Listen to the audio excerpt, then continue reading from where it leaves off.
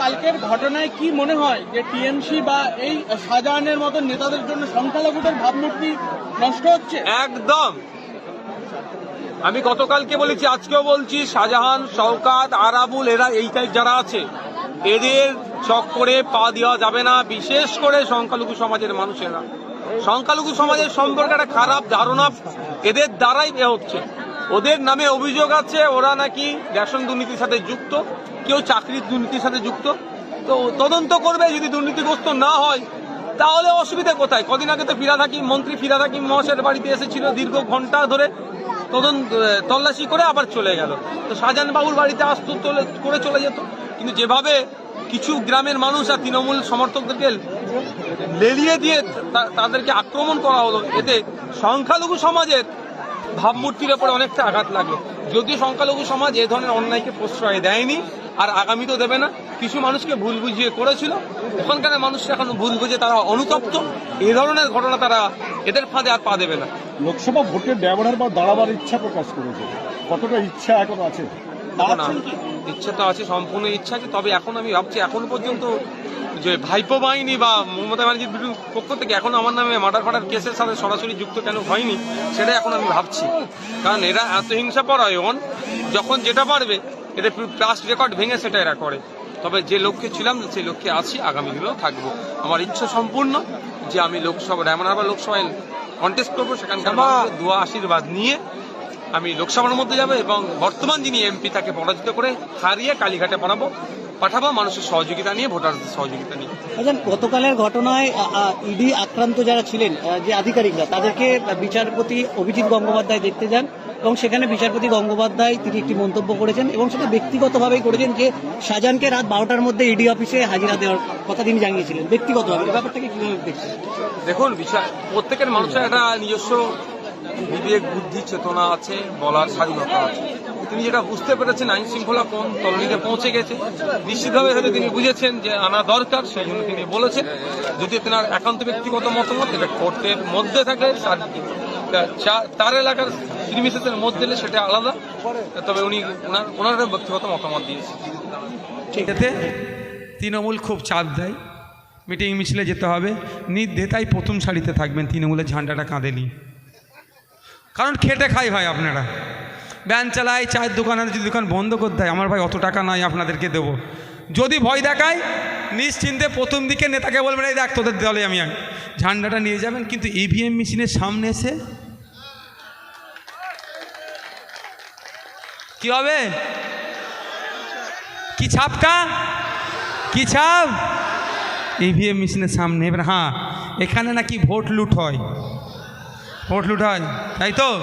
আমি একটা কথা বলছি, দায়িত্ব নিয়ে বলতে পারি, ইভিএম মেশিনের সামনে ইভিএম মেশিন আর আপনি, এর ব্যবস্থা আমি করে দেবো। ইভিএম মেশিন আর আপনি থাকবেন, তৃতীয় কাউকে ওই জায়গায় ঘেঁষতে দেওয়া যাবে না। মানুষের গণতন্ত্রকে লুট হতে দেওয়া যাবে না। সে যেই থাকুক না কেন, তাকে কিভাবে জব্দ করতে হয় এবার লোকসভাতে দেখিয়ে দেবো।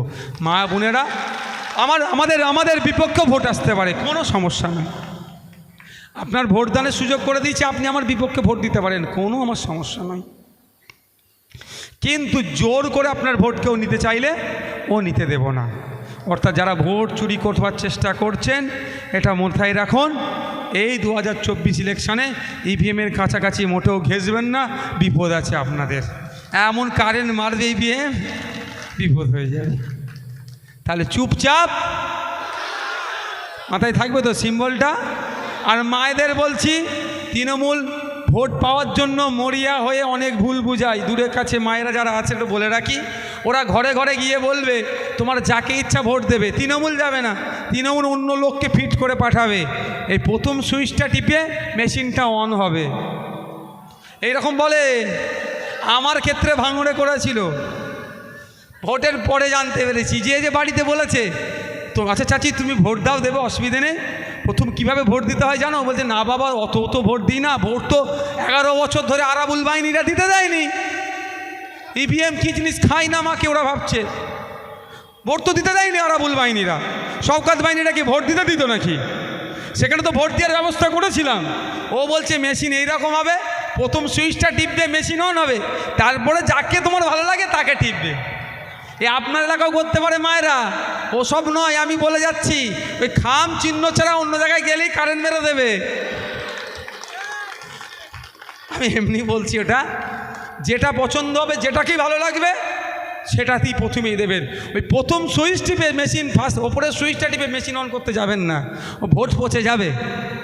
মানে ওইদেরকে দিয়ে আমারই তো পচে যাওয়া। আমি আশা করব খামের পক্ষেই আসবে, গণনা কেন্দ্রও ঠিকঠাক হবে, ভোটও ঠিকঠাক হবে, অভিষেক ব্যানার্জিও গণতন্ত্রকে মান্যতা দেবে, তার পায়ের নিচে কত মাটি আছে সেটাও তিনি একবার পরীক্ষা করে দেখে নেবে। Thank you. সকলে ভালো থাকবেন, সুস্থ থাকবেন। দিনের শেষে প্রতিবেশী এটা মাথায় রেখে রাজনীতি করবেন। হিংসা, বিদ্বেষে, মারামারি, হানাহানি কেউ জড়িয়ে পড়বেন। ছবি দেখেছিলাম, আমারও ছবি আছে, বিধানসভায় অনেক বিধায়কের সাথে আমার আছে। আমি আপনাদের বলবো, সৌজন্যতার রাজনীতি করবেন। বুথের স্তরে আপনারা দিনের শেষে মানুষ, দিনের শেষে প্রতিবেশী, এটা মাথায় রেখে রাজনীতি করবেন। মারামারি, হানাহানিতে জড়িয়ে পড়বেন না। ক্ষতিগ্রস্ত কারা হবে? আপনারা হবেন। আমরা ডায়লগবাজি করে চলে যাব। দেখতে পাচ্ছ না 3টে সিকিউরিটি নিয়ে ঘুরছি, বোঝানোর জন্য বলছি। সিকিউরিটি আমার নিরাপত্তার থেকে আরও বেশি কিছু কোনো কারণে আমি নিয়েছি। সে কিছু কারণ তো আছে, নিরাপত্তা অবশ্যই দেখছে। আরও কিছু কারণ আছে যেটা সময় হয়তো আপনাদের সামনেই ব্যক্ত করব, বোঝানোর জন্য আমি বলছি। এসে বড় বড় ভাষণ দেব, আপনাদের মধ্যে বিভেদ লাগিয়ে দিয়ে চলে যাব। ক্ষতিগ্রস্ত কে হবে? আপনারা হবেন। তো আপনাদের উদ্দেশ্যে বলছি, কোনো নেতার কথা শুনে নিজেদের মধ্যে মারামারি, হানাহানিতে জড়িয়ে পড়বেন না। কে কার ক্ষতি করবেন ভাই? 20 বছর, 30 বছর, 50 বছর একসাথে বসবাস করছেন। কেউ ধর্মের নামে বিভেদ লাগাবে, কেউ রাজনীতির নামে বিভেদ লাগাবে।